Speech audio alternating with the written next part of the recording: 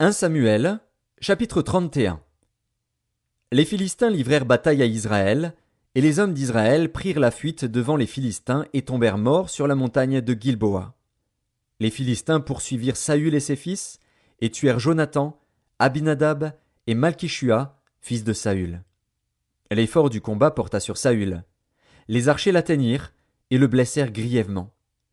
Saül dit alors à celui qui portait ses armes, « Tire ton épée, et m'en transperce, de peur que ces incirconcis ne viennent me percer et me faire subir leurs outrages. » Celui qui portait ses armes ne voulut pas, car il était saisi de crainte. Et Saül prit son épée et se jeta dessus. Celui qui portait les armes de Saül, le voyant mort, se jeta aussi sur son épée, et mourut avec lui.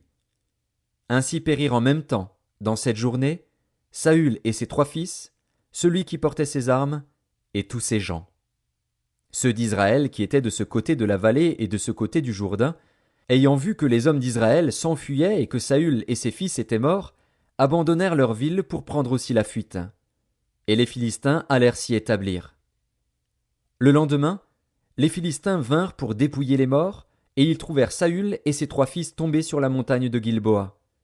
Ils coupèrent la tête de Saül et enlevèrent ses armes. Puis ils firent annoncer ces bonnes nouvelles par tout le pays des Philistins dans les maisons de leurs idoles et parmi le peuple. Ils mirent les armes de Saül dans la maison des Astartés, et ils attachèrent son cadavre sur les murs de Beth-Shan. Lorsque les habitants de Jabès en Galaad apprirent comment les Philistins avaient traité Saül, tous les vaillants hommes se levèrent, et, après avoir marché toute la nuit, ils arrachèrent des murs de Beth-Shan le cadavre de Saül et ceux de ses fils. Puis ils revinrent à Jabès, où ils les brûlèrent. Ils prirent leurs os et les enterrèrent sous le tamarisk à Jabès. Et ils jeûnèrent 7 jours.